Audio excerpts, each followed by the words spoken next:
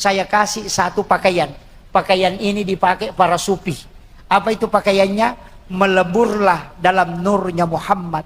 Setiap kita berwudu, selesai berwudu, untuk mau tidur, ketika berbaring, maka lihat diri kita masuk ke dalam nurnya Muhammad. Salami Rasulullah, baru masuk ke dalamnya.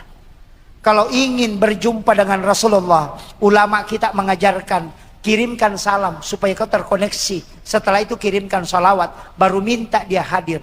Saya punya mursyid tarekat mengatakan, sungguh celaka orang yang umurnya 40 tahun tapi belum pernah berjumpa Rasulullah, walau hanya sekali dalam mimpinya.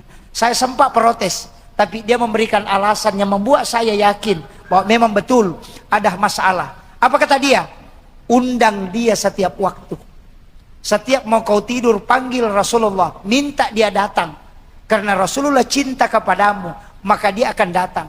Pak Bupati kalau diundang sekali mungkin tidak datang, diundang 2 kali mungkin tidak datang. Tapi kalau kau undang 40 kali, pasti dia datang suatu waktu. Begitu juga dengan Rasulullah. 40 malam kau undang terus, dia datang ke dalam mimpimu, maka dia akan datang. Tapi ketika engkau tidak pernah mengundangnya, maka mohon maaf, itulah alasannya kenapa dia tidak mendatangi engkau.